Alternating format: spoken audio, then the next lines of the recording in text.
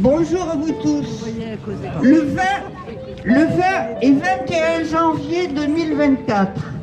Aujourd'hui, 20 janvier, la Palestine, les crimes de guerre, d'État, d'extrême droite, théocratique et colonisateur. Demain, 21 janvier, le refus de la promulgation de la loi immigration, loi directement inspirée par notre extrême droite française. Aujourd'hui, les slogans « Nous sommes tous des Palestiniens ». Demain, les slogans « Nous sommes tous des immigrés ». Bref, voyons ce qui lie profondément ces deux manifestations et manifestons ensemble. La période en France et dans le monde est grave et sérieuse. Notre force, c'est notre nombre et nos combats justes. Leur force, c'est l'argent, les médias de propagande, la désignation de boucs émissaires, là-bas les Palestiniens, ici les immigrés, et tout faire pour nous diviser. Alors, à quand une manifestation commune aux deux slogans « Nous sommes tous des Palestiniens, nous sommes tous des immigrés ». Merci. Ouais. Bravo.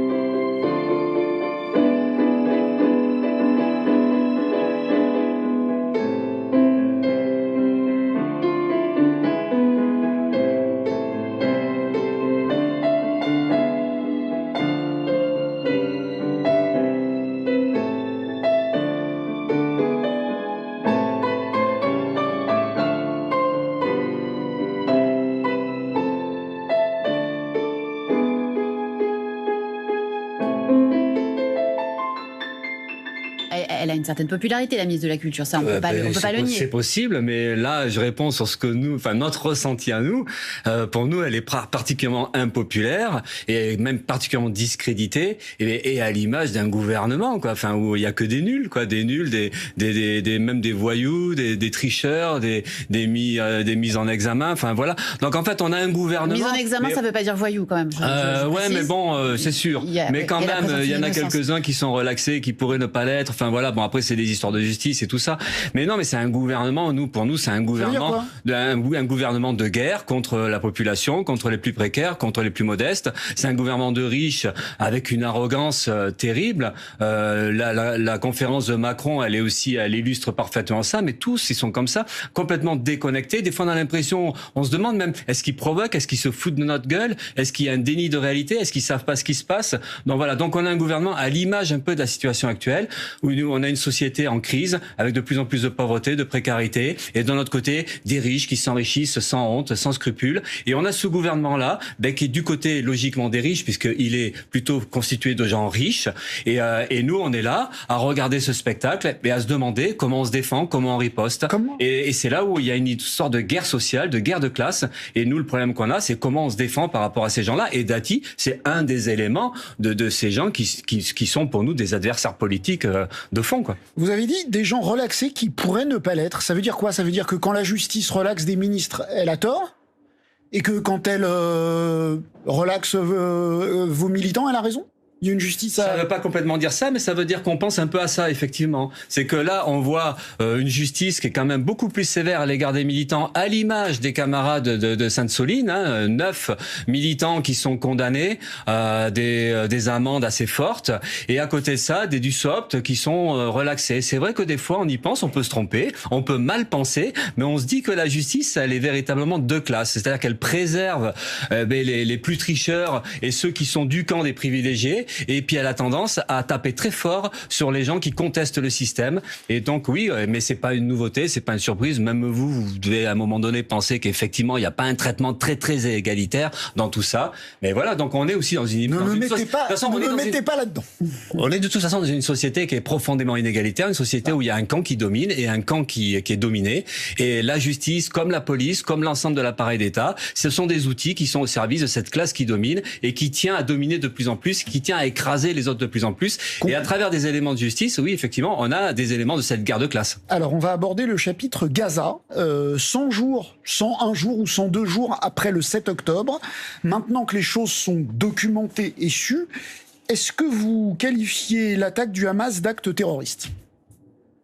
Ah ben là c'est différent, il y a l'acte terroriste du Hamas ou est-ce que le Hamas est une organisation terroriste? Nous on a moins de difficultés à dire que ce qu'a fait le Hamas c'est du terrorisme, c'est de la terreur quoi.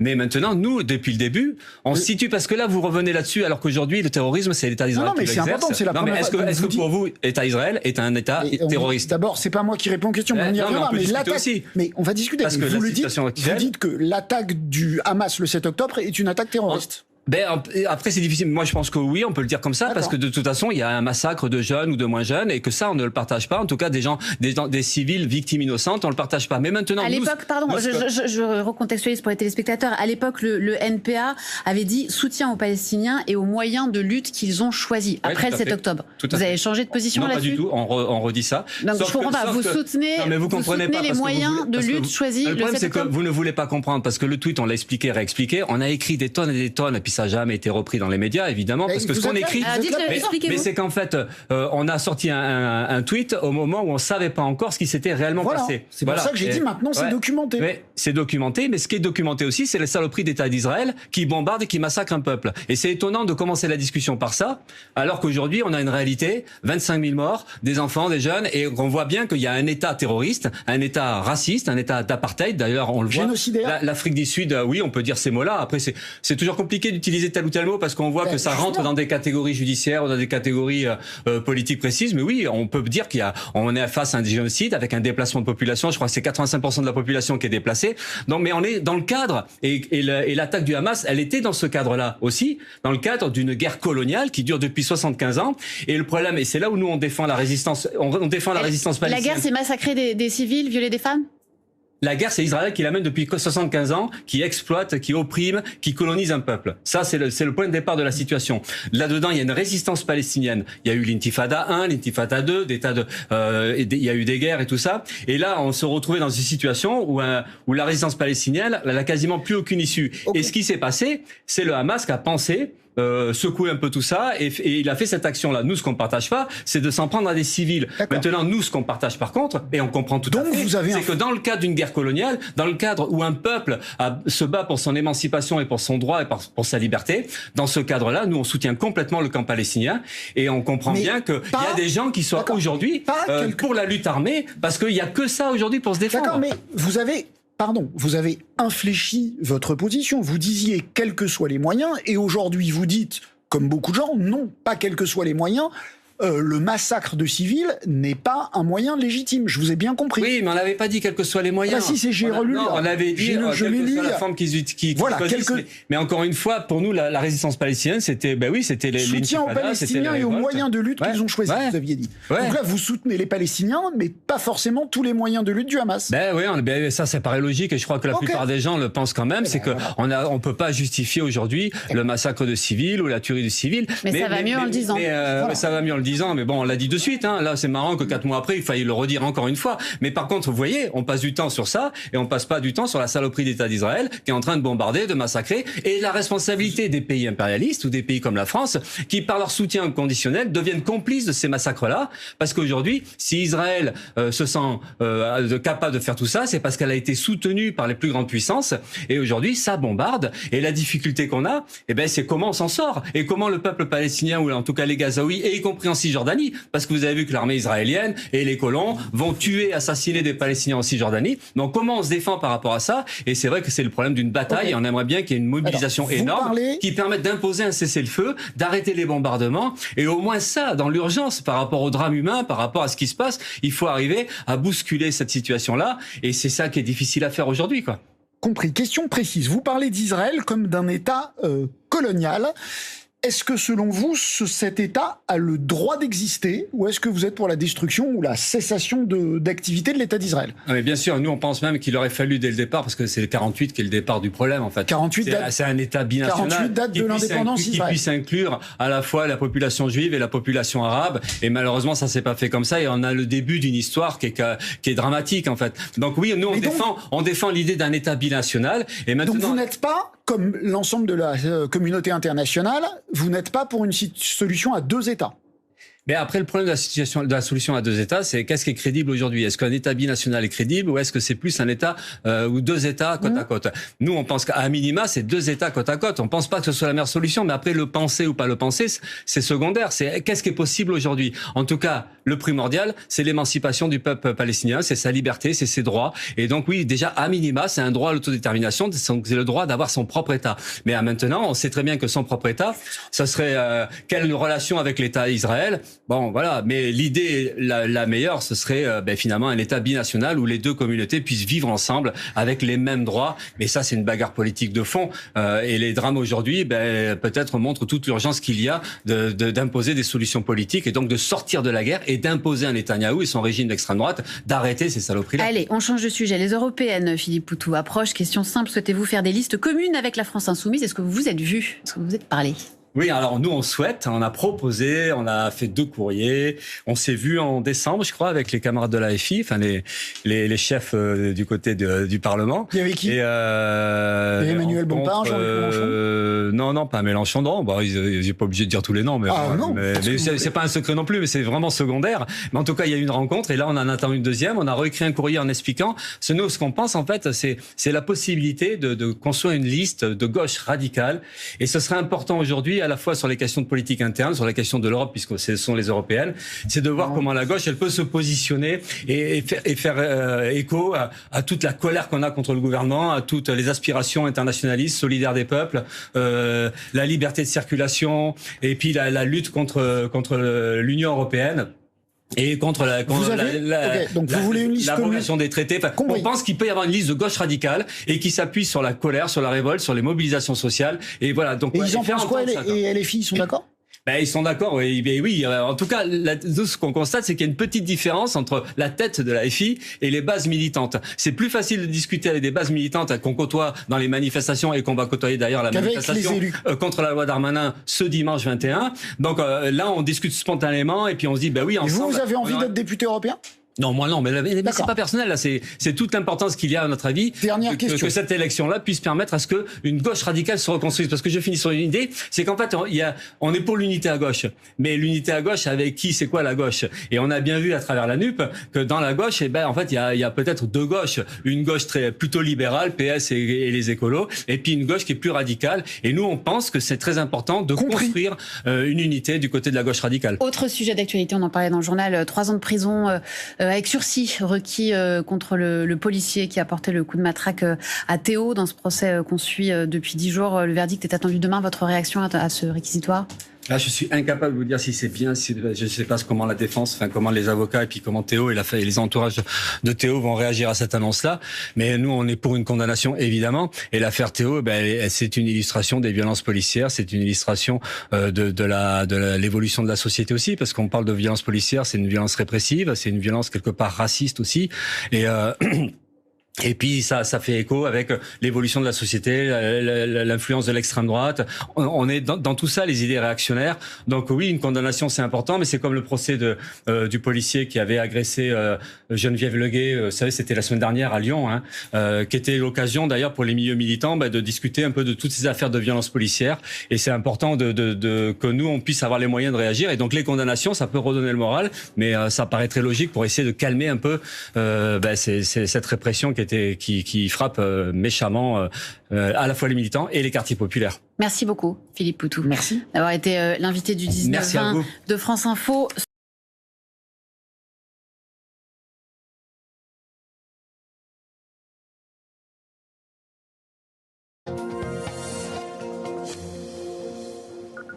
La guerre entre Israël et le Hamas entrera demain dans son 100e jour. Depuis les attaques terroristes du 7 octobre 2023, l'armée israélienne bombarde sans relâche la bande de Gaza.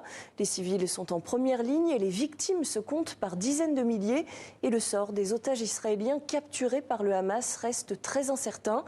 Toutes ces violences font aussi monter la tension en Cisjordanie occupée, où la colonisation s'intensifie. Pour en parler ce soir, nous recevons l'historien israélien Shlomo Sand. Bonsoir et bienvenue à vous. Bonsoir à vous. Vous êtes professeur émérite à l'université de Tel Aviv. Vous publiez aux éditions du Seuil un ouvrage intitulé « Deux peuples pour un État », point d'interrogation, relire l'histoire du sionisme, livre dans lequel vous défendez la création d'un État binational. Alors, on va y revenir, mais d'abord, une question sur le conflit en cours. L'État israélien a-t-il eu, selon vous, raison de se lancer dans cette guerre ? Non, parce que je crois qu'une guerre qui n'a pas un but précis est très dangereuse. C'est-à-dire, vous savez, on mélange Hamas avec Daesh, avec Al-Qaïda. Il y a une différence. Hamas, c'est une organisation, hélas, très populaire et nationale, avec des racines dans le peuple palestinien. Donc, les considérer comme Daesh, qu'on peut couper la tête et finir avec les 7 mouvements terroristes, c'est pas possible. Je crois que Hamas est quelque chose de beaucoup plus sérieux, hélas, et comme les talibans, par exemple, ou comme les régimes en Iran, ou comme les Houthis, ou comme le Hezbollah, c'est-à-dire ce mouvement national et musulman, et pas Daesh, et purement un mouvement terroriste qui frappe partout, etc. Donc c'est fait une grande différence. Et couper la tête de Hamas, ça ne veut dire pas qu'on termine la guerre, parce que les Palestiniens soutiennent ce mouvement. Et aujourd'hui, quand on fait des sondages dans le Cisjordanie, les cotes de Hamas ont monté. Ils sont beaucoup plus populaires. Depuis le 7 octobre 2023 ? Oui, beaucoup plus populaires. Parce qu'ils ont commis un acte atroce. Et beaucoup de Palestiniens savent que c'est atrocité. Mais les pouvoirs, le fait que les opprimés s'élevaient et frappaient, donne certaine fierté chez les jeunesses palestiniennes dans le Cisjordanie. Voilà. Oui, il y a cette idée effectivement très présente en Palestine de résistance. Oui, c'est-à-dire cette résistance, parce que l'origine de ces conflits ne vient pas de 67, ça vient beaucoup plus tôt. Et même pas de 48, même avant. C'est-à-dire, c'est incroyable que les habitants de Gaza, qui soutiennent le Hamas, 65% viennent justement de Jaffa, de Ashkelon, de toute cette région en Israël. C'est une population de réfugiés et des enfants de réfugiés. Et l'origine de ce conflit. Parce que beaucoup d'Israéliens ne comprennent pas, mais Gaza n'était pas sous le contrôle israélien, seulement sur le siège israélien, d'accord ? Mais pourquoi ils ont agi comme ça ? On ne l'opprime pas, on a tiré à 2008 les colonies là-bas. L'origine, justement, est profond. C'est les conflits, les longs conflits entre les colonisations sionistes et les Palestiniens qui étaient chassés peu à peu jusqu'à aujourd'hui. Shlomo Sand, je voudrais vous faire réagir sur cette actualité. Vous avez dû suivre le fait que l'Afrique du Sud a saisi la Cour internationale de justice, la plus haute juridiction de l'ONU, pour accuser Israël de génocide dans la bande de Gaza. Est-ce que vous comprenez cette accusation de génocide ? Est-ce que vous êtes d'accord avec ce terme de génocide qui est utilisé ? Non, comme historien, je suis prudent. C'est-à-dire, je crois qu'Israël commet aujourd'hui des crimes de guerre à Gaza, que ce sera clair.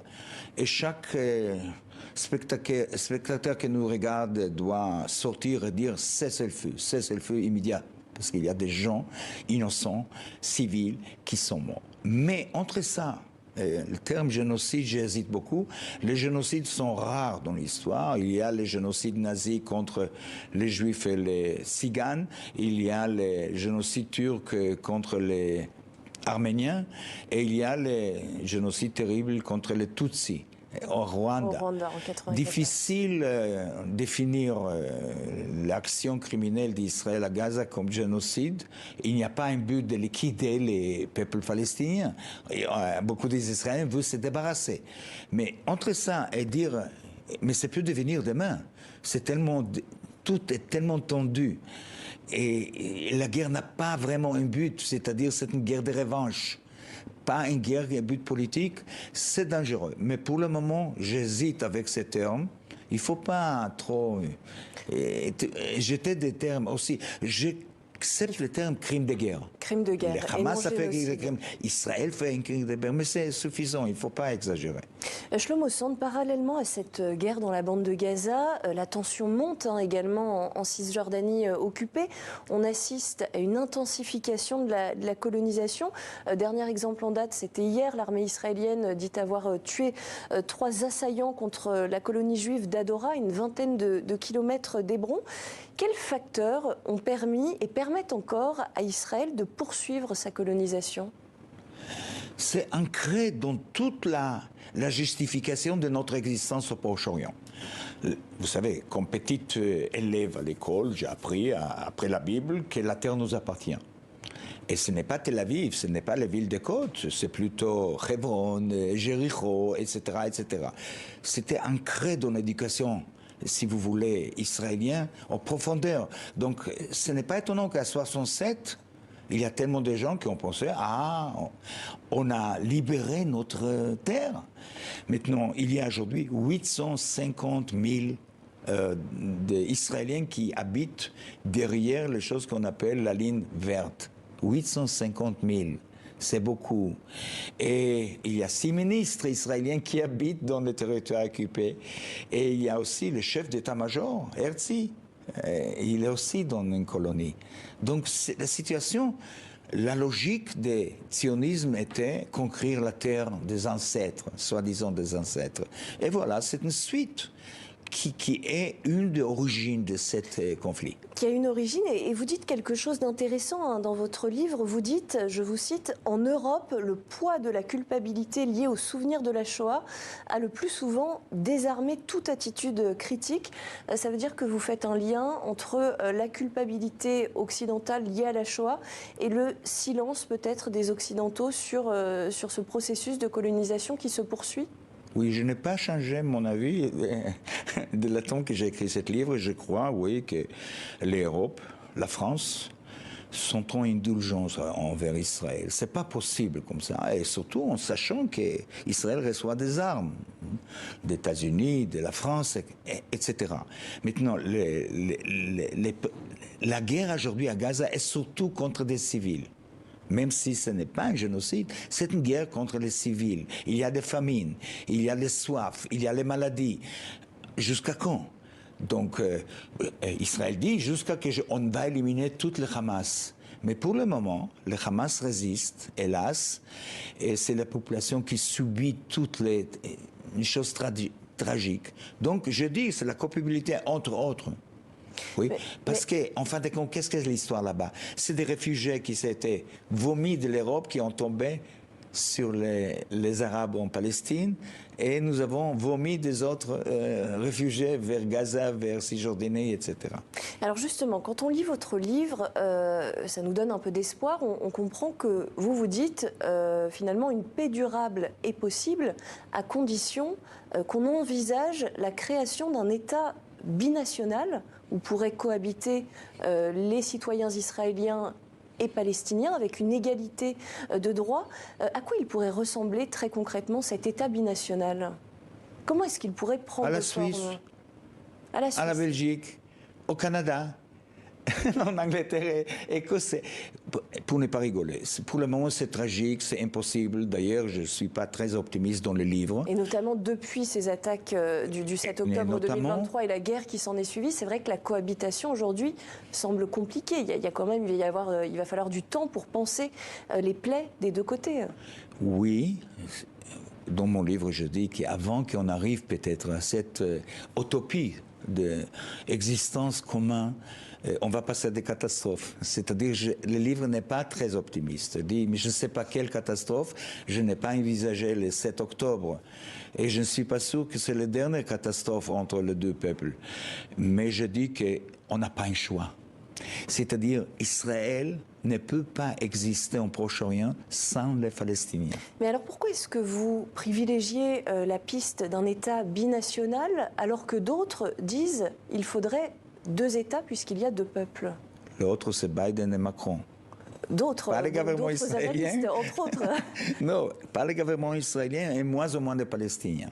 Si vous voulez savoir, les sondages montrent, en Cisjordanie, parce qu'il n'y a pas un sondage à ça, et montre que la majorité des jeunesses veut une sorte de fédération. Et pourquoi? Parce que pour le moment, l'autorité palestinienne en Cisjordanie n'est pas à la hauteur, comme vous savez bien. C'est une sorte de pseudo-État de Vichy qu'Israël a contribué à garder ça. Est-ce que les autorités israéliennes sont elles-mêmes à la hauteur? Non, pas du tout. C'est-à-dire, je ne suis pas un Israélien qui condamne l'autre. Avant tout, les vrais responsables, ce n'est pas l'autorité palestinienne, c'est avant tout, pas Bibi Netanyahu, c'est tout le gouvernement israélien. Et pas les récents qui refusent les principes d'égalité entre nous et les Palestiniens. Et c'est ça le plus important, les principes d'égalité et les progrès. 2 États, un État fédératif, binational, les principes d'égalité, avancer ça. Les Palestiniens ont les droits sur cette terre, pas moins que les Israéliens. C'est les Palestiniens qui ont chassé de Jaffa, de Haïfa. Il n'y aura pas une solution sans qu'ils sentent que cette terre est aussi à eux. Ça, c'est mon... Alors, comment est-ce que vous expliquez que dans l'histoire de ces 2 peuples, aucun dirigeant n'ait réussi à s'asseoir autour d'une table et à dire, voilà, maintenant, on va établir cette paix durable et pourquoi pas créer cet État binational que vous évoquez?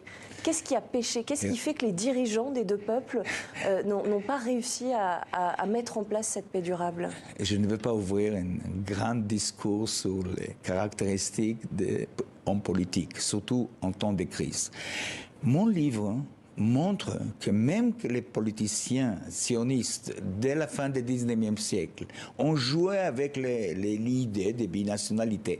La plupart des grands intellectuels du sionisme, des Echad Ha'am qu'on ne connaît pas en France, c'est-à-dire un des fondateurs du sionisme, jusqu'à, si vous voulez, Martin Buber, jusqu'à Hannah Arendt et beaucoup des autres, vraiment des intellectuels beaucoup plus importants que Shlomo Sand, ont toujours dit, un point de vue moral et aussi pragmatique. On ne peut pas venir en Palestine vivre sans les indigènes. C'est appartenu à eux, cette terre. On a pris peu à peu, plus en plus, cette terre de eux. Mais qu'est-ce qu'on pense? Ils vont accepter ça, en sachant que Cheikh Yassine était né dans Ashkelon, autrefois une ville arabe. Non, c'est pas possible.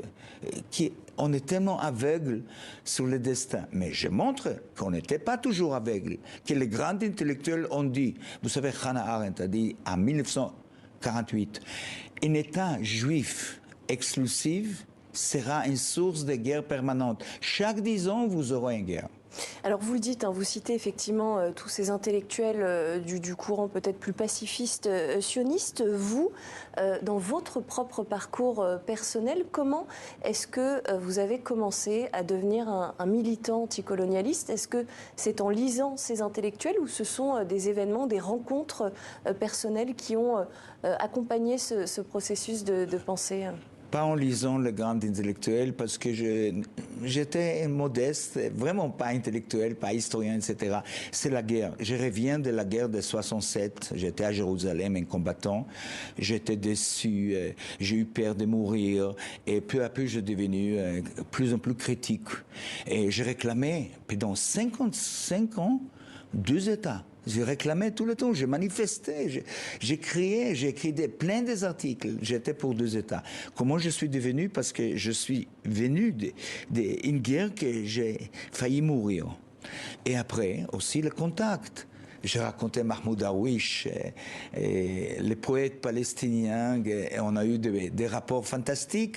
Et tout ça m'a fait que j'ai senti plus en plus comme Israélien qui sait que sans les Palestiniens, il n'a pas le droit de vivre en Proche-Orient. Donc, arrivé à ce livre, j'ai commencé à lire les gens que je n'ai pas lus. J'ai été étonné. Premièrement, que je ne suis pas original.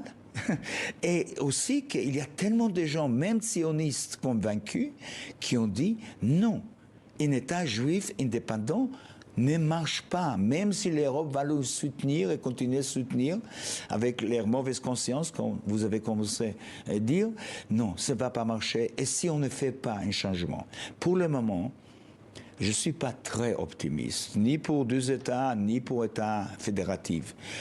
Mais vous savez, les gens, avant de se tuer complètement, ils s'arrêtent et se réfléchissent. Et tous les conflits sanglants sont terminés avec un compromis historique. Et ça sera le mot de la fin. Merci beaucoup, Shlomo Sand, d'avoir répondu à nos questions. Je rappelle que vous êtes professeur émérite à l'Université de Tel Aviv.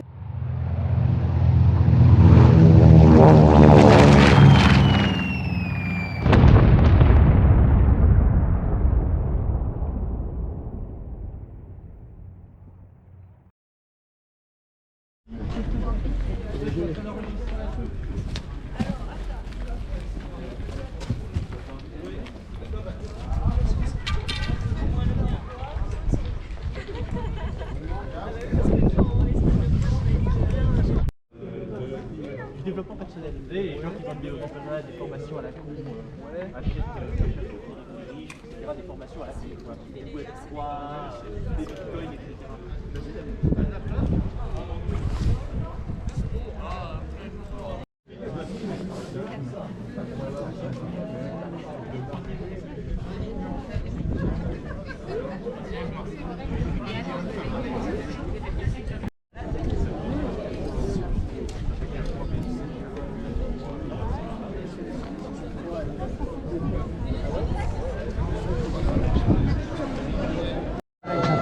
Il y a tellement d'échanges de mails que... Voilà.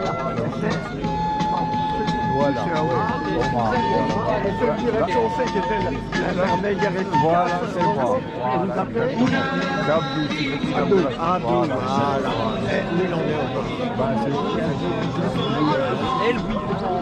Le 19 janvier, sur Gaza et la Cisjordanie. Tension accrue en mer Rouge avec de nouvelles frappes. Les rebelles yéménites Houthis, déclarant soutenir le peuple palestinien, ont revendiqué des attaques contre un navire américain circulant dans le golfe d'Aden. Quant aux États-Unis, ils ont mené dans la semaine plusieurs nouveaux bombardements au Yémen, y compris sur la capitale Sanaa. 3 grands transporteurs japonais suspendent leur transit par la mer Rouge. La tension s'accroît en cette fin de semaine. Des plaintes en Suisse contre le président israélien. Des plaintes pénales ont été déposées en Suisse contre le président israélien Isaac Herzog, qui se trouvait jeudi au Forum économique mondial à Davos. Selon l'agence de presse suisse Keystone. Précision à venir. Israël enfreint le droit international selon les Nations Unies. Ce jeudi, à l'ONU, l'experte en droits humains Francesca Albanese a déclaré qu'Israël avait enfreint le droit international en bombardant sans relâche la bande de Gaza, en rasant depuis 100 jours, avec 6000 bombes par semaine, des quartiers entiers de l'enclave et en tuant des milliers de Palestiniens. Par ailleurs, rappel est fait qu'une plainte a été précédemment déposée par l'Afrique du Sud auprès de la Cour internationale de justice des Nations Unies pour accuser Israël de génocide. Position de la France à ce sujet. Le nouveau ministre des Affaires étrangères, Stéphane Séjourné, s'est insurgé contre cette condamnation, déclarant mercredi à l'Assemblée nationale que, je cite, « accuser de génocide l'État juif, c'est franchir un seuil moral ». Sanctions contre le Hamas. Le Conseil européen des affaires étrangères adoptera lundi à Bruxelles un régime de sanctions contre le Hamas palestinien, prévient le porte-parole adjoint du ministère français des Affaires étrangères. C'est un régime de sanctions qui vise des individus et des transferts de fonds. a-t-il précisé. Question que nous posons. Où sont les sanctions contre l'État d'Israël? Au 18 janvier 2024, nouveau bilan. 24 620 personnes tuées dans la bande de Gaza depuis le 7 octobre. Il est fait également état de 61 830 blessés et de nombreuses personnes ensevelies sous les décombres. Les 3/4 des morts sont des femmes ou des mineurs.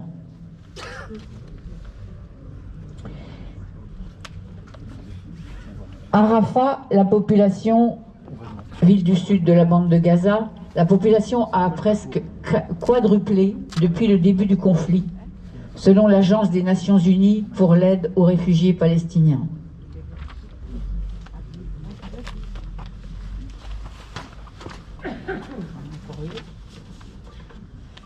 Et ben, voilà, c'est tout. Le reste, c'était une petite carte, justement, de la bande de Gaza.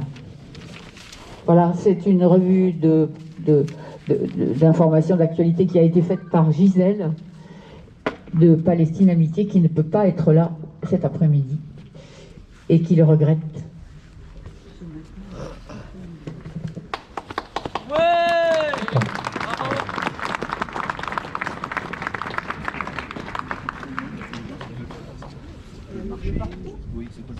Ben, normalement, on devrait passer comme d'habitude. Jusqu'au 8 septembre, oui. Voilà. D'accord. Il faut parler de ça. En train de se dire comme ça là, hein, mais vous pouvez nous infirmer ou confirmer qu'on pourra peut-être marcher. Je pense que ça vaut peut-être le coup quand même de marcher en ville et de crier notre colère et notre volonté de faire cesser ce massacre et ce génocide. Donc je vais passer la parole à Annie. Voilà, je voulais vous dire que vous avez vu qu'il y a une exposition là de tous les blessés ou morts, enfin c'est plutôt les morts là d'ailleurs, hein, qui sont morts en Palestine. Donc c'est pour montrer notre solidarité avec ce peuple qui souffre depuis tant de jours. Donc voilà, si vous voulez prendre des photos ou témoigner à travers ces photos ainsi de ce qui se passe en Palestine, ce sera très important pour eux là-bas. Peut-être que nous essaierons de les faire passer à des Palestiniens qui souffrent actuellement en Cisjordanie et à Gaza. Voilà, merci.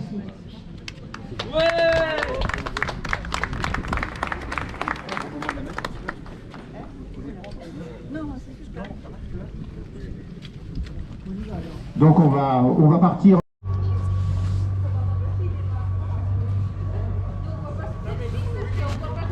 Pas se gêner, c'est pas proposé au micro moi.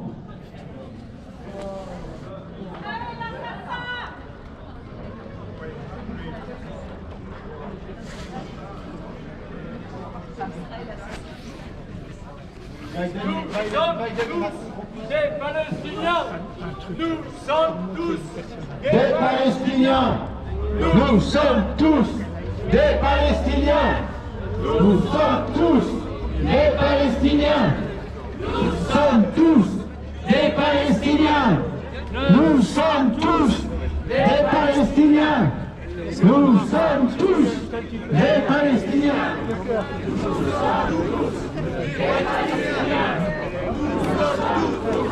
Des Palestiniens, nous sommes tous des Palestiniens, nous sommes tous des Palestiniens, nous sommes tous des Palestiniens, nous sommes tous des Palestiniens, nous sommes tous des Palestiniens, nous sommes tous des Palestiniens, nous sommes tous des Palestiniens.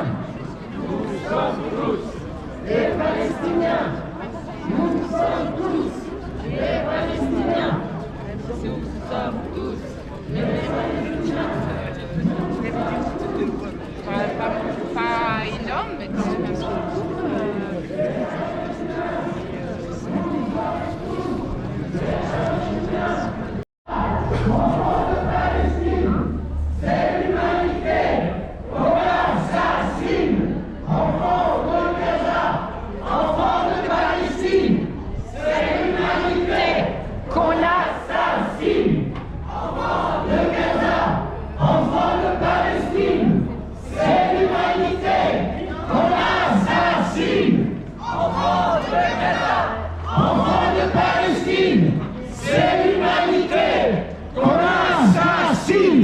Enfants de Gaza, enfants de Palestine, c'est l'humanité qu'on assassine.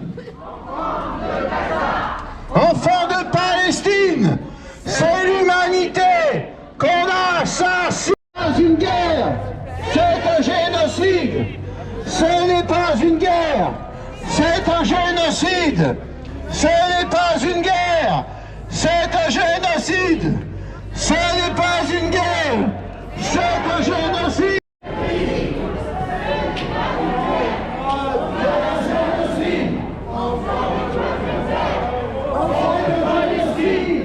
C'est l'humanité qu'on assassine. C'est un génocide. Ce n'est pas une guerre, c'est un génocide. C'est un génocide.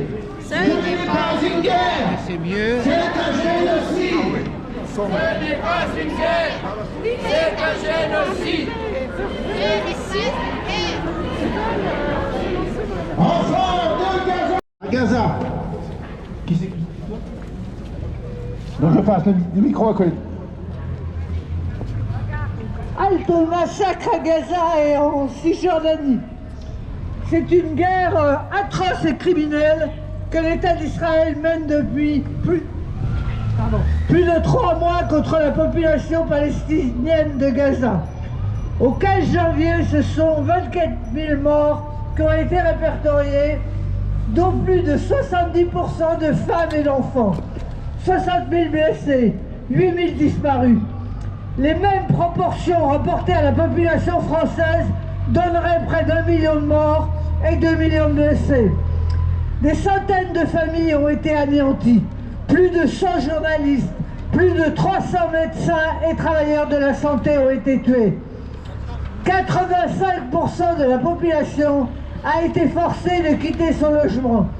La population est dans une insécurité totale, entassée dans des tentes, dans des abris de fortune, soumise à des bombardements incessants et privée d'eau, de nourriture, de médicaments, d'électricité et de carburant. Les universités et les écoles ont été particulièrement ciblées. La plupart des hôpitaux ont été bombardés ou mis hors d'usage. La moitié des logements sont détruits. De plus en plus d'organisations et d'experts internationaux font état d'un génocide en cours. La Cour internationale de justice, saisie par l'Afrique du Sud, examine en urgence les crimes de guerre, crimes contre l'humanité, crimes de génocide commis par l'État d'Israël contre la population palestinienne de Gaza et les moyens d'y mettre fin. D'autres États s'y sont joints. Nous demandons, nous, aux autorités françaises de s'associer à la démarche de l'Afrique du Sud. En 3 mois, ce sont 65 000 tonnes de bombes qui ont été larguées sur Gaza par les Israéliens, soit la puissance de 4 bombes d'Hiroshima. En Cisjordanie, sous état de siège, la population palestinienne subit les attaques conjuguées de l'armée et des colons qui ont fait plus de 330 morts depuis le 7 octobre. Le processus de colonisation s'accélère et 5000 Palestiniens supplémentaires ont été arrêtés depuis le 7 octobre par l'armée d'occupation israélienne. Nous dénonçons ce processus de nettoyage ethnique. Nous exigeons que la France et l'Union européenne posent des actes en arrêtant immédiatement toute coopération militaire et sécuritaire avec l'État d'Israël et en prenant des sanctions contre celui-ci, dont la suspension de l'accord d'association Union européenne-Israël. Une paix juste et durable ne sera possible que dans le cadre de la reconnaissance des droits du peuple palestinien et notamment de son droit à l'autodétermination.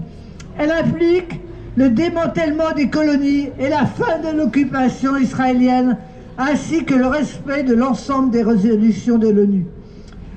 Donc nous demandons un cessez-le-feu total, immédiat et permanent, un arrêt définitif de la guerre et des déplacements forcés de la population, une levée immédiate, complète et durable du blocus de Gaza, une protection internationale du peuple palestinien à Gaza et en Cisjordanie, un arrêt immédiat de toute coopération militaire, des sanctions contre Israël.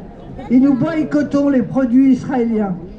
Alors ce texte est à l'appel de Palestine Amitié, la LDH, le MRAP, le Mouvement de la Paix, Attaque, CCFD Terre Solidaire, l'ACMA, Solmiré, LVN, Observer, Partager, Agir, Peuple Solidaire du Doubs, CGT, Solidaire, FSU.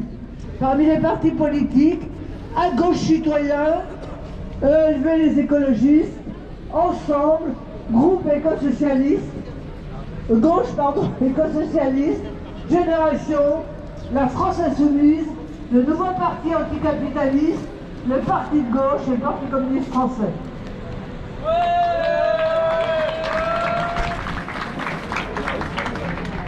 Notamment en Espagne, des millions de gens sont sortis pour soutenir le peuple palestinien où donc le tribunal international ne retient pas le fait en train de se produire, le génocide en train de se dérouler sous nos yeux et sous leurs yeux. Free, free Palestine! Tous ensemble pour la Palestine! Free, free Palestine! Free, free Palestine! Tahia Palestine! Tahia Palestine! Libérez la Palestine! Libérez la Palestine! Libérez Gaza! Libérez la Palestine! Libérez Gaza! Libérez Gaza! Libérez Gaza! Libérez la Palestine! Les enfants de Gaza, sauvez les enfants de Gaza, sauvez les enfants de Gaza, sauvez les enfants de Gaza. Ce n'est pas une guerre, c'est un génocide. Ce n'est pas une guerre, c'est un génocide. Ce n'est pas une guerre, c'est un génocide. Libérez Gaza, libérez la Palestine. Gaza, libérez la Palestine. Libérez la Palestine. Libérez la Palestine. C'est l'humanité. Écrasez le monde. Le monde répond. Résistance. Le monde répond. Résistance. À ceux qui veulent écraser le monde. Le monde répond. Résistance. Le monde répond. Résistance. À ceux qui veulent écraser le monde. Le monde répond. Résistance. Enfants de Palestine, c'est l'humanité qu'on assassine. Enfants de Gaza, enfants de Palestine, c'est l'humanité qu'on assassine. Gaza répond. Résistance. Gaza répond. Résistance. À ceux qui veulent écraser Gaza. Gaza répond. Résistance. Gaza répond. Résistance. À ceux qui veulent écraser le monde. Le monde répond. Résistance. Le monde répond. Résistance. À ceux qui veulent écraser le monde. Le monde Répond. Résistance. Le monde répond. Écrasez le monde. Le monde répond. Résistance. Donc maintenant le micro est ouvert. Quiconque veut parler le peut. Ici c'est très démocratique. Bonjour. Bonjour à vous tous. Le 20 et 21 janvier 2024. Aujourd'hui, 20 janvier, la Palestine, les crimes de guerre, d'État, d'extrême droite, théocratique et colonisateur. Demain, 21 janvier, le refus de la promulgation de la loi immigration, loi directement inspirée par notre extrême droite française. Aujourd'hui, les slogans « Nous sommes tous des Palestiniens », demain, les slogans « Nous sommes tous des immigrés ». Bref, voyons ce qui lie profondément ces deux manifestations et manifestons ensemble. La période en France et dans le monde est grave et sérieuse. Notre force, c'est notre nombre et nos combats justes. Leur force, c'est l'argent, les médias de propagande, la désignation de boucs émissaires, là-bas les Palestiniens, ici les immigrés, et tout faire pour nous diviser. Alors, à quand une manifestation commune de slogans? Nous sommes tous des Palestiniens, nous sommes tous des immigrés. Merci. Ouais, bravo. Oui, alors moi j'aimerais apporter un nouvel angle. On parle beaucoup des victimes, notamment civiles palestiniennes, qui sont extrêmement nombreuses et qui meurent dans des conditions effroyables, sans parler des vivants qui eux aussi vivent dans des conditions effroyables. Mais j'aimerais rappeler quelque chose d'important. L'armée israélienne a admis elle-même que la résistance palestinienne les tenait en échec. Beaucoup de gens disent, j'entends beaucoup de gens dire, notamment pour ne pas venir ici comme prétexte, les Palestiniens sont finis, les Israéliens les écraseront et feront un état de la mer au Jourdain. C'est totalement faux. Les Palestiniens peuvent encore gagner, les Palestiniens résistent encore. Les généraux israéliens l'admettent eux-mêmes. Leur armée est mise en échec. L'une des armées les plus puissantes du monde, l'armée sioniste, est mise en échec à Gaza. Ce qui montre bien que, avec de la force, ce qui montre bien une chose, que tout n'est pas encore fini, que tout ne fait que commencer, au contraire. Et c'est ici que ça se joue, parce que Israël a des alliés ici. Si les pays industrialisés du Nord, si nous empêchons les pays industrialisés du Nord, comme la France, d'apporter son soutien diplomatique et militaire à Israël, Israël sera obligé de renoncer face aux Palestiniens, face à la résistance palestinienne. Le 7 octobre, la résistance palestinienne a fait ce qu'aucune armée arabe n'a réussi à faire, infliger des dégâts significatifs. Ça ne fait que commencer. La lutte ne fait que commencer et se terminera avec la défaite de l'occupant sioniste. Merci. Bravo, bravo.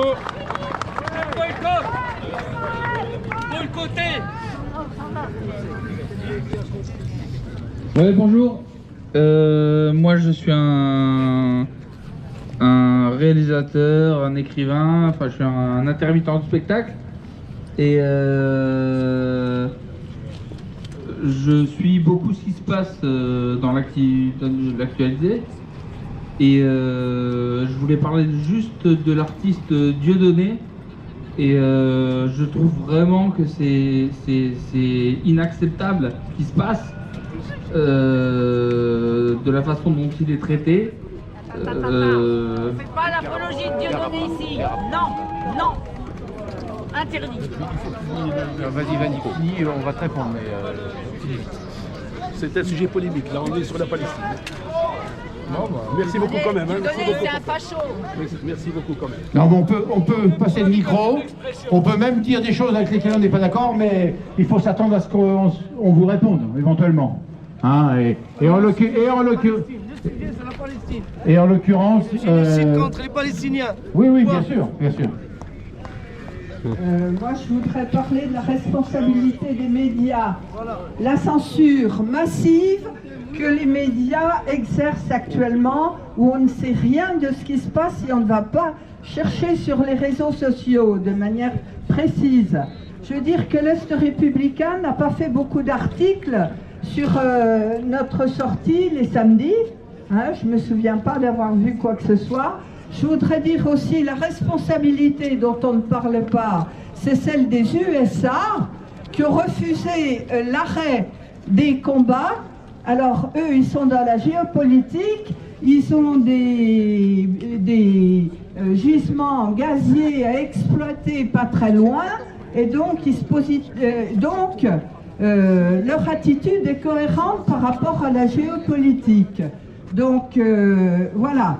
Les médias, le gouvernement a une attitude immonde. Ce qu'on peut faire, nous, peut-être en termes de public, c'est peut-être boycotter les produits d'Israël. Il y en a. Il y a des fruits et légumes dans les magasins.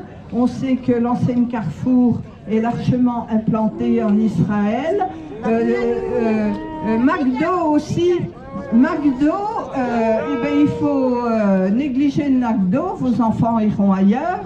Il y a les assurances AXA aussi qui sont là-bas. Enfin bref, il faut lire les étiquettes, informer vos familles de façon à ce qu'on puisse au moins boycotter les produits de base de l'alimentation. Pardon ? SFR aussi, paraît-il. Donc j'en oublie. Ah oui, voilà. 230. Donc Annie nous dit qu'aujourd'hui on était 230, ce qui veut dire qu'on est plus nombreux que les autres fois. C'est peut-être un point essentiel. Le temps qui passe risquait de causer une usure à l'affaire. Ce n'est pas du tout le cas. Les peuples tels qu'on les a vus aujourd'hui, vous verrez ce soir les informations, en Espagne, dans les pays du Nord, les peuples sont dans la rue, aux États-Unis aussi, dans les pays du Commonwealth, l'Australie, la Nouvelle-Zélande.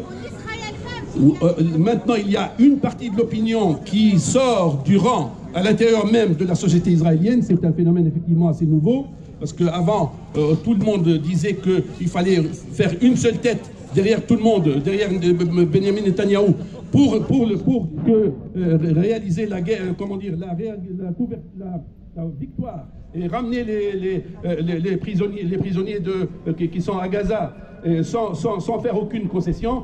Tout ça a été oublié. On a marqué les 100 jours il n'y a pas longtemps. L'opinion est là, elle est en train de changer. Il y a eu le même phénomène un petit peu partout, en Algérie française, au Vietnam,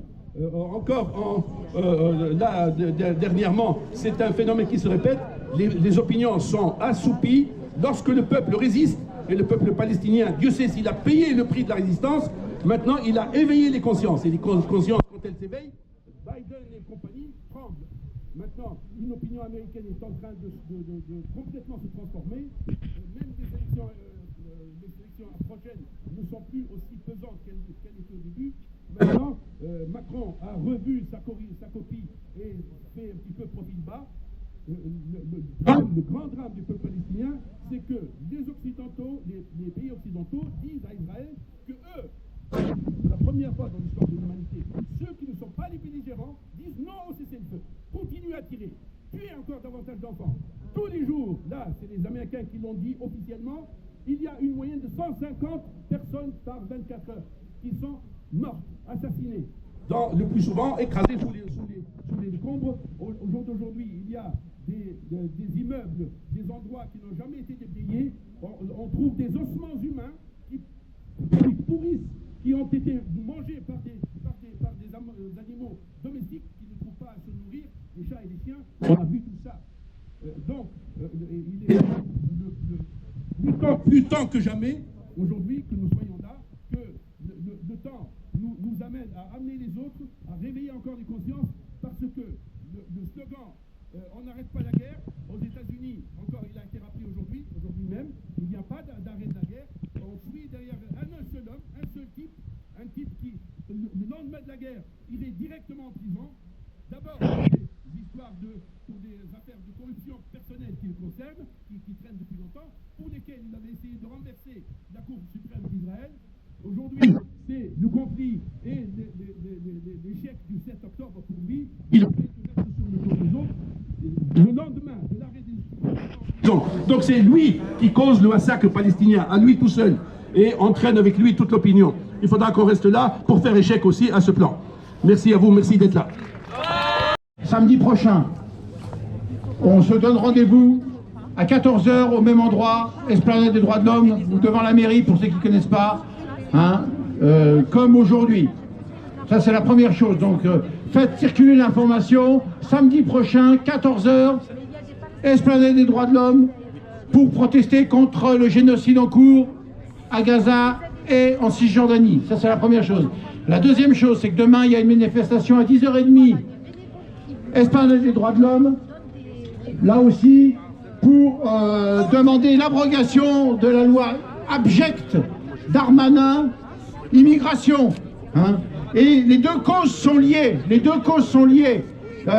parce que on a accueilli des réfugiés ukrainiens il faudra bien sûr accueillir si nécessaire des réfugiés palestiniens et cette loi empêche des réfugiés de venir sur le territoire, en fait, voudrait les empêcher, mais n'empêche pas, mais rend le périple beaucoup plus dangereux, beaucoup plus difficile, et rend la vie impossible à des centaines de milliers de personnes. Donc demain, 10h30, venez manifester contre la loi Darmanin. Voilà, et je crois que c'est tout.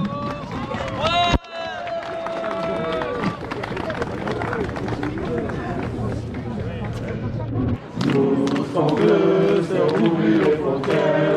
Nous, ce qu'on veut, c'est ouvrir les frontières.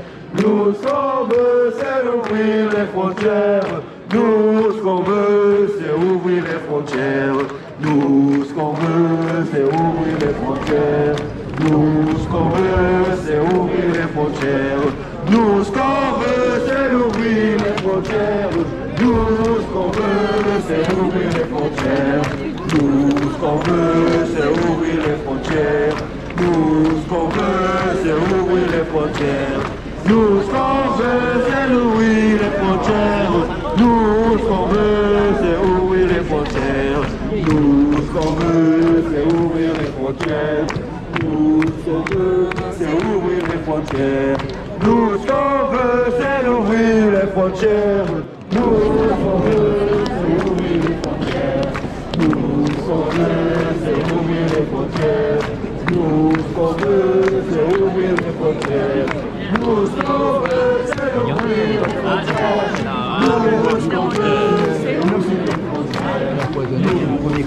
ouvrir les frontières. Nous, ce qu'on veut, c'est ouvrir les frontières. Nous, ce qu'on veut, c'est ouvrir les frontières. Nous, ce qu'on veut, c'est ouvrir les frontières. Nous, ce qu'on veut, c'est ouvrir les frontières. Nous, ce qu'on veut, c'est ouvrir les frontières.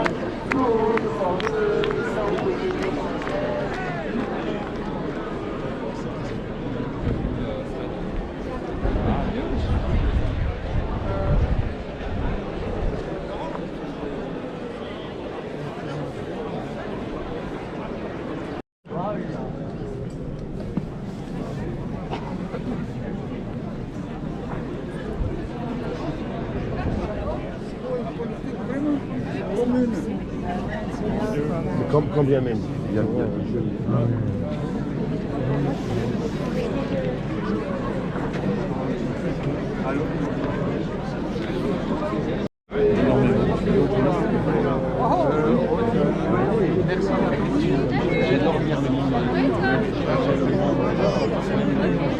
Mais par contre, aussi, bon, c'est pas inintéressant, c'est dans ma carte, c'est pas inintéressant. Je te tiens le ouais. Alors, moi,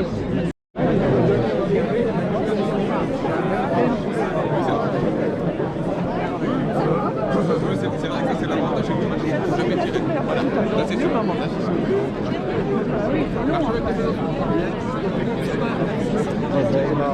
Sur ce projet de loi, en tout cas pardon, sur cette loi qui n'a pas été encore, où les décrets ne sont pas encore tombés, mais malgré tout, c'est nauséabond et c'est vraiment le terreau de l'extrême droite sur quoi on ne peut pas accepter.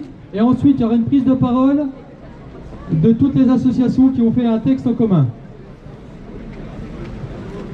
Cette semaine, un peu partout en France, la jeunesse a commencé à réagir par rapport à la loi Darmanin. Dans des lycées, il y a des mobilisations, c'est le cas à Besançon, au lycée Pergaud. Si vous êtes passé devant, vous avez pu voir une banderole sur les grilles qui a été installée depuis quelques jours par des lycéens et des enseignants. C'est pourquoi notre prise de parole, elle porte un petit peu sur la jeunesse. Dénoncée par l'ensemble des organisations syndicales et étudiantes, les ONG, les associations de défense des droits des étrangers, ainsi que la défenseuse des droits, la loi immigration a été votée par la majorité présidentielle avec la droite et l'extrême droite. Les mesures prévues par cette loi autour de l'idée de préférence nationale sont directement issues du programme de l'extrême droite. Elles rompent avec notre modèle démocratique et social en stigmatisant les personnes étrangères qui vivent, étudient ou travaillent en France. Cette loi xénophobe non seulement remet en cause le droit du sol, mais constitue une nouvelle attaque contre la sécurité sociale, fondée sur l'universalité, et dont les prestations doivent donc continuer à être assurées sans considération de nationalité. En particulier, Elle allonge les délais requis pour le droit de perception des allocations familiales et des APL. Les conséquences de cette loi sont dramatiques pour l'école, l'université et la recherche. Les impacts seront concrets et réels dans l'éducation nationale pour nos collègues étrangères et étrangers qui seront privés d'une part de leurs droits sociaux, pour nos élèves qui subiront la perte des allocations familiales ou seront privés du droit à vivre en famille et qui obtiendront plus difficilement la nationalité française, pour les jeunes mineurs isolés pour lesquels l'accueil inconditionnel est remis en cause, pour les jeunes majeurs scolarisés pour qui les OQTF risquent de se multiplier. Le gouvernement prend un risque démocratique immense en faisant siennes les propositions de l'extrême droite. Celui de fracturer la société, diviser les travailleurs et la jeunesse. L'adoption de cette loi par le Parlement revient à saborder les valeurs de la République, celles-là même que l'école doit pourtant transmettre à l'ensemble des enfants et des jeunes vivant en France. Liberté, égalité et fraternité ne peuvent être des mots vides de sens. Cette loi ferme les portes de l'université et des organismes de recherche en introduisant des régressions intolérables pour les droits des étrangères et étrangers, et notamment pour les étudiantes et étudiants, mais aussi pour les salariés de nos établissements. Pour les étudiantes et étudiants étrangers, cette loi durcira les conditions d'accès à l'enseignement supérieur et la recherche, avec notamment le dépôt d'une caution de retour obligatoire pour pouvoir étudier, l'inscription dans le Code de l'éducation de frais de scolarité différents, 16 fois plus élevés pour les étudiantes et étudiants, doctorantes et doctorants étrangers hors UE. Le contrôle accru de la possibilité de retrait de la carte de séjour portant mention étudiant, le contrôle renforcé des visas long séjour, la mise en place de quotas d'étudiants étrangers, etc. Cette loi constitue une rupture majeure pour notre pays. Les universités et les organismes de recherche doivent rester des lieux d'accueil, d'émancipation pour toutes et tous, sans condition de nationalité ou préférence nationale. L'appel des 201 dans lequel les organisations syndicales qui ont appelé à se réunir aujourd'hui se reconnaissent parfaitement, cite Victor Hugo. Étouffez toutes les haines, éloignez tous les ressentiments, soyez unis, vous serez invincibles. Voilà les raisons pour lesquelles aujourd'hui nous avons appelé à retirer tout simplement cette loi raciste, discriminatoire et xénophobe.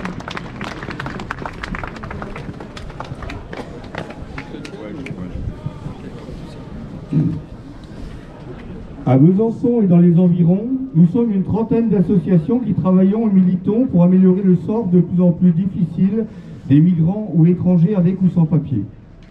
Chacun son domaine, chacun ses spécificités.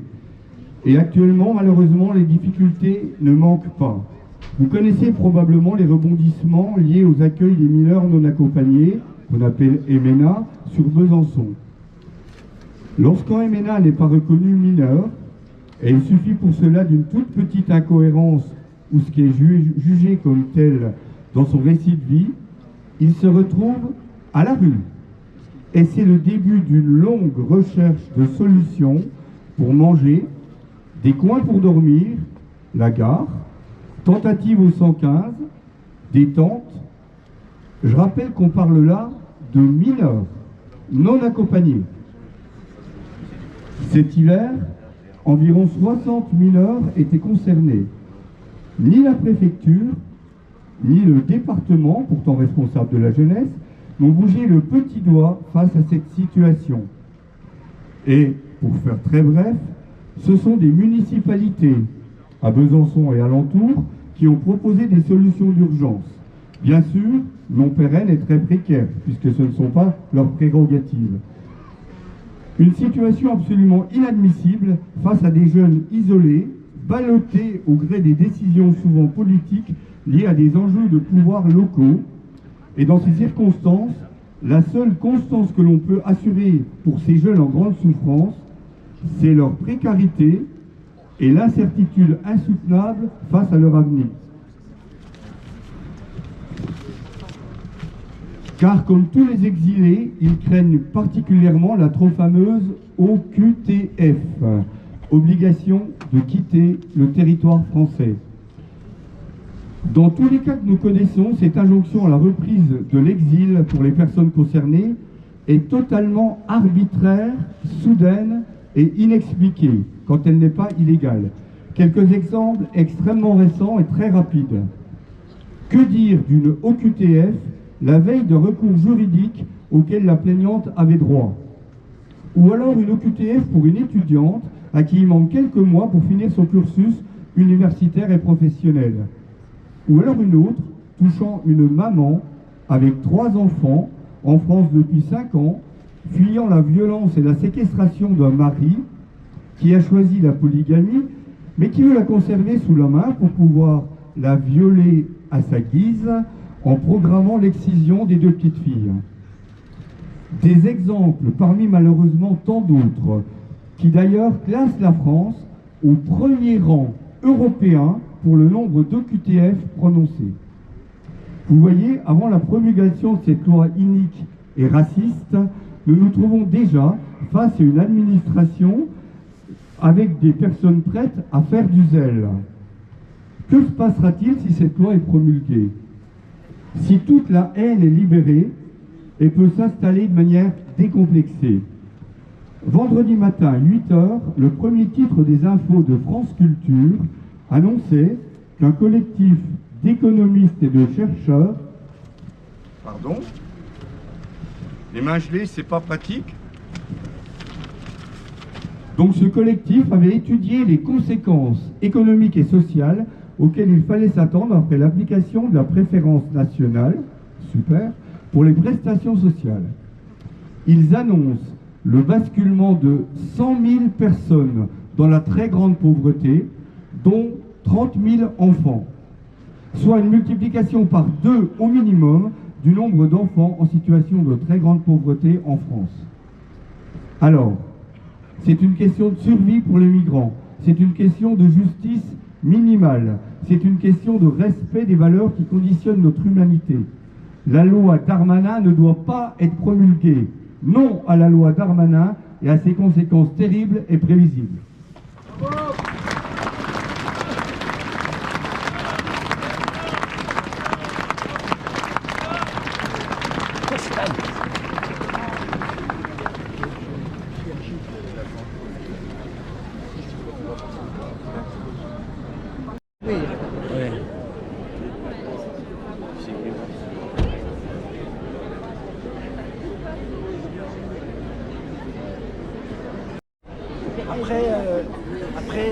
Excuse-moi, c'est quoi une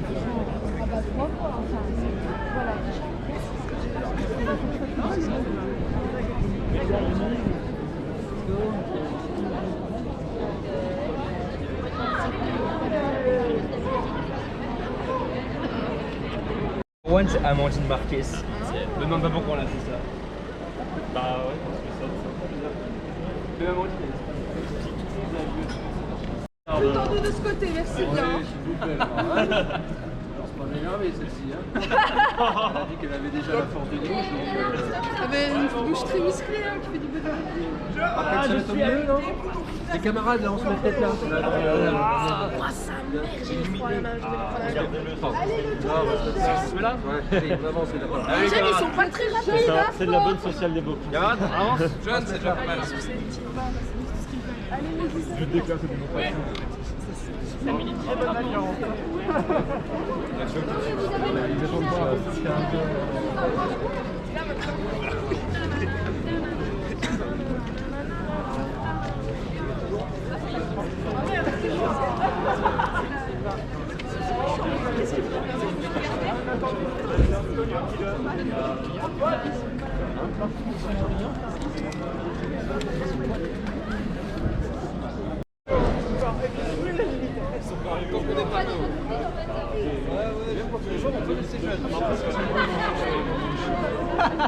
Attendez, ils vont tout doucement derrière. Oui, mais ceux-là, on part en balade, on part pas en...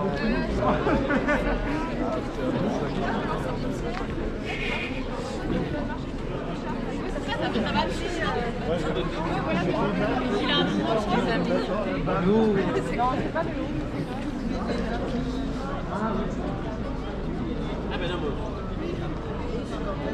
Mais je supporte plus. Moi, là, il y en a un qui fumait là.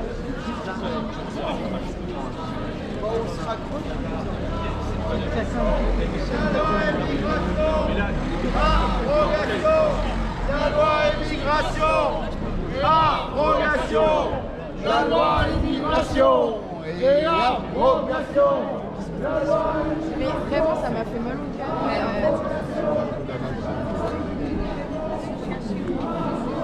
Oui.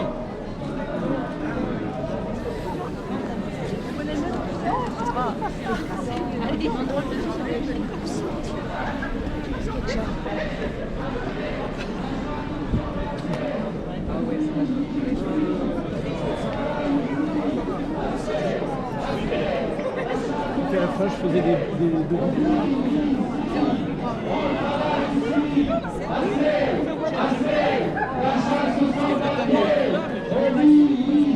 une version Assez, la chasse aux sans-papiers. On vit ici, on travaille ici. Assez, de la chasse aux sans-papiers. On vit ici, on travaille ici. Assez, de la chasse aux sans-papiers. On vit ici.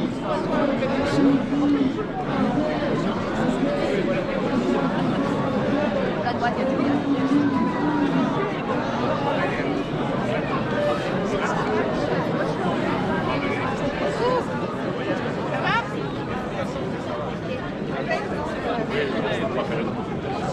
Apparemment, ça va.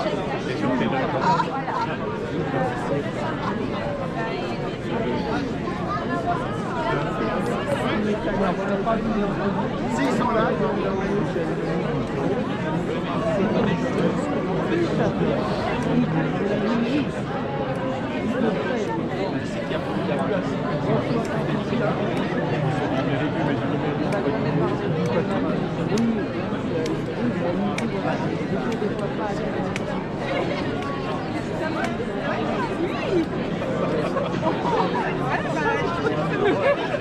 Bah oui, je me suis dit, bah c'est vrai, et puis en plus, j'ai envoyé un message.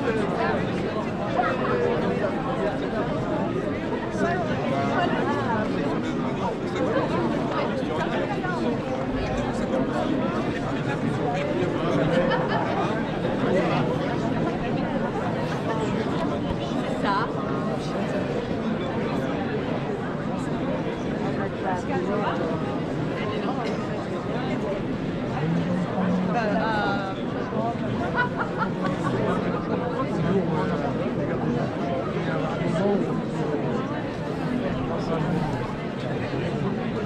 Aller voir quelqu'un,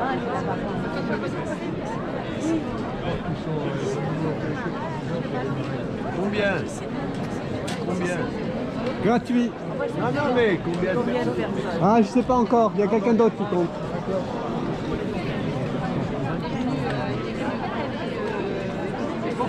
Excellent.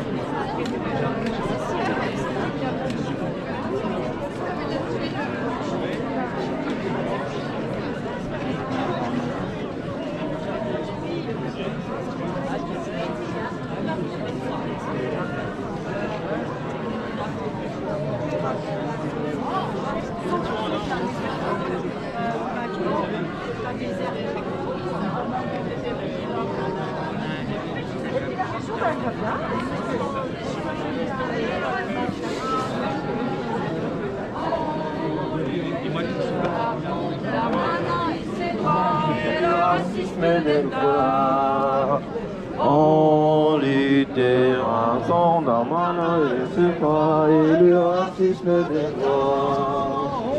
On luttera contre la et le racisme des droits.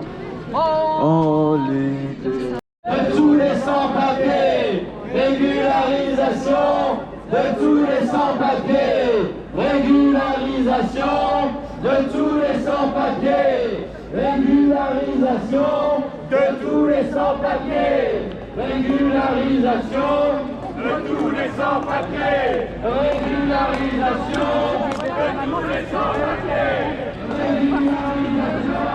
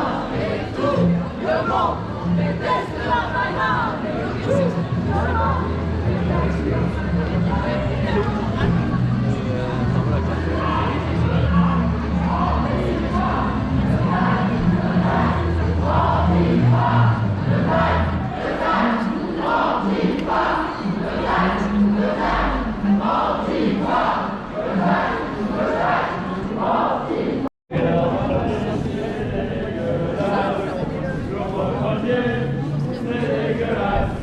Et à l'oser, c'est dégueulasse.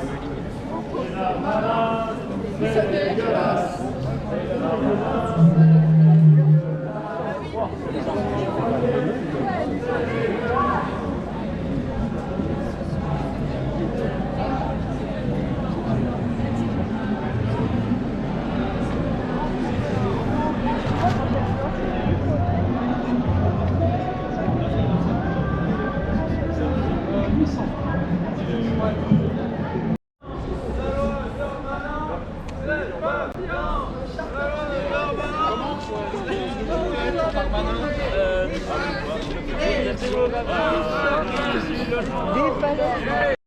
Ah, c'est bien.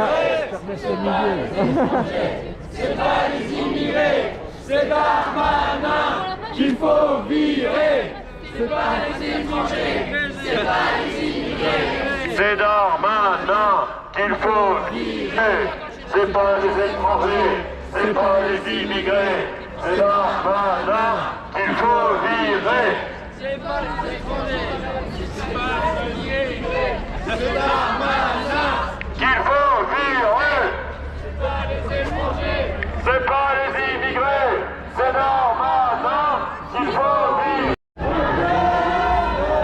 Ça sera midi à table.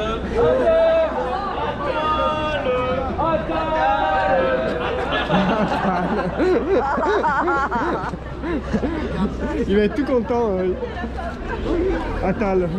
Il va pas comprendre. On peut pas le taper dans les mains. Siamo tutti antifascisti! Siamo tutti antifascisti! Siamo tutti antifascisti! Siamo tutti antifascisti! Siamo tutti antifascisti! Siamo tutti antifascisti! Siamo tutti antifascisti! Siamo tutti antifascisti! Siamo tutti antifascisti! Antifa! Bezek! Antifa! Bezek! Antifa! Bezek! Antifa! Bezek! Antifa! Bezek! Antifa! Bezek! Antifa! Bezek! Antifa! Bezek! Antifa! Antifa! Bezek! Antifa! Bezek! Antifa! Bezek! Antifa! Et Darmanin,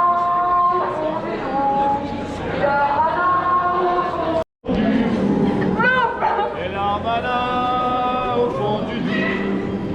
Et Darmanin au fond du doux. Et Darmanin au fond du doux. Avec une pierre autour du cou. mur par mur, nous défilons. Ça va être lecture, pierre par pierre,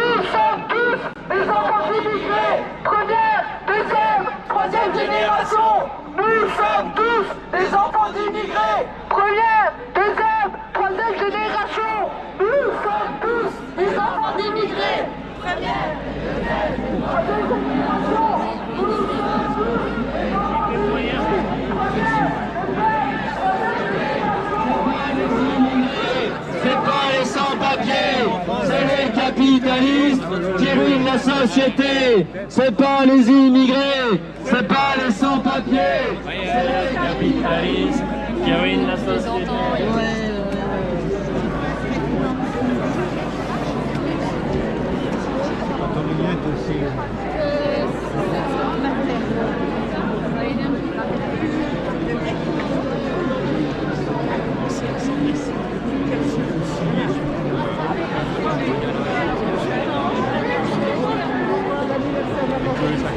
Il y avait tout le temps à Saint-Maurice. On va aller au soleil. Je m'y intéresse aussi parce que...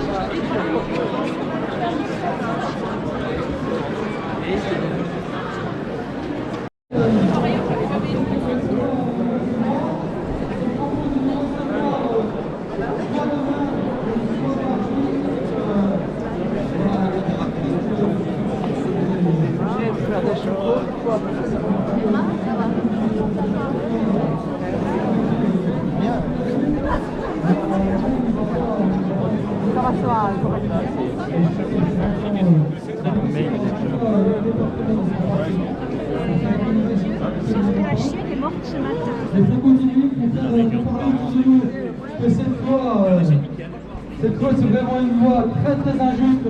On ne peut pas chez nous faire une différence entre un être humain qui a choisi ou par nécessité ou par obligation qu'a quitté son pays et qu'il est en France et qu'il n'a pas les mêmes droits que les autres. Non à tout ça. Donc on se dit à très très vite. On était 800 aujourd'hui, ce qui est plutôt pas mal. On continue la lutte. Et on se disperse dans 5 minutes. Merci.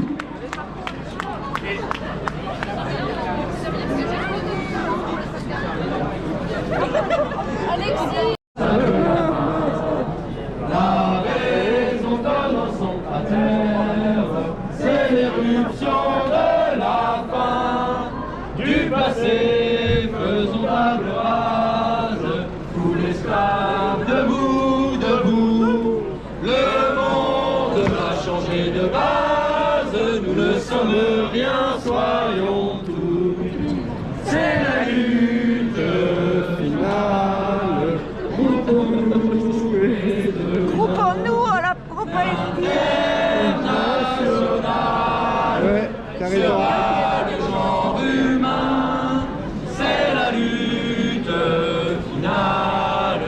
Groupons-nous et demain, l'international sera le genre humain.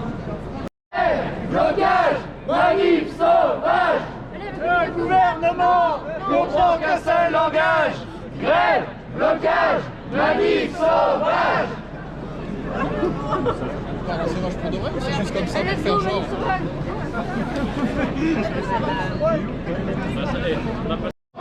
C'est ça.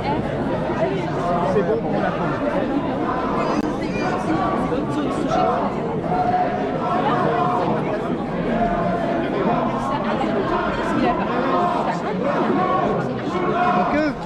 C'est pas comme ça, c'est nous.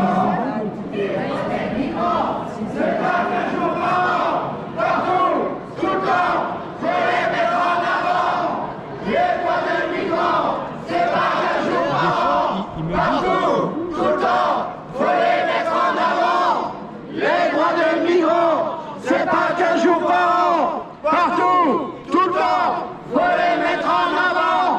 Les droits des migrants, c'est pas qu'un jour par an, partout, tout le temps, faut les c'est pas qu'un jour par an. Partout, tout le temps, faut les mettre en avant. Les droits des migrants, c'est pas qu'un jour par an. Partout, tout le temps, faut les mettre en avant. Les droits des migrants, c'est pas qu'un jour par an. Partout, tout le temps, faut les mettre en avant. Les droits des migrants, c'est pas qu'un jour par an. Partout, tout le temps, faut les mettre en avant. Les droits des migrants, c'est pas qu'un jour par an. Partout, tout le temps, faut les mettre en avant. Les droits des migrants, c'est pas qu'un jour par an. Partout, tout le temps, faut les mettre en avant. Les droits des migrants, c'est pas qu'un jour par an. Partout, tout le temps, faut les mettre en avant. Les droits des migrants, c'est pas qu'un jour par an. Partout, tout le temps, faut les mettre en avant. Faut les mettre en avant. Les droits des migrants, c'est pas qu'un jour par an. Partout, tout le temps, faut les mettre en avant. Les frontières, nous, ce qu'on veut, c'est ouvrir les frontières. Nous, ce qu'on veut, c'est ouvrir les frontières. Nous, ce qu'on veut, c'est ouvrir les frontières. Nous, ce qu'on veut, c'est ouvrir les frontières. Nous, ce qu'on veut, c'est ouvrir les frontières. Nous, ce qu'on veut, c'est ouvrir les frontières. Nous, ce qu'on veut, c'est ouvrir les frontières. Nous, ce qu'on veut, c'est ouvrir les frontières. Nous, ce qu'on veut, c'est ouvrir les frontières. Nous, ce qu'on veut, c'est ouvrir les frontières. Nous, ce qu'on veut, c'est ouvrir les frontières. Nous, ce qu'on veut, c'est ouvrir les frontières. Nous, ce qu'on veut, c'est ouvrir les frontières. Nous, ce qu'on veut, c'est ouvrir les frontières. Nous, ce qu'on veut, c'est ouvrir les frontières. Nous, ce qu'on veut, c'est ouvrir les frontières. Nous, ce qu'on veut, c'est ouvrir les frontières. Nous, ce qu'on veut, c'est ouvrir les frontières. Nous, ce qu'on veut, c'est ouvrir les frontières. Nous, ce qu'on veut, c'est ouvrir les frontières. Nous, ce qu'on veut, c'est ouvrir les frontières. Nous, ce qu'on veut, c'est ouvrir les frontières. Nous, ce qu'on veut, c'est ouvrir les frontières. Nous, ce qu'on veut, c'est ouvrir les frontières. Nous, ce qu'on veut, c'est ouvrir les frontières. Nous, ce qu'on veut, c'est ouvrir les frontières. Nous, ce qu'on veut, c'est ouvrir les frontières. Nous, ce qu'on veut, c'est ouvrir les frontières. Nous, ce qu'on veut, c'est ouvrir les frontières. Nous, ce qu'on veut, c'est ouvrir les frontières. Nous,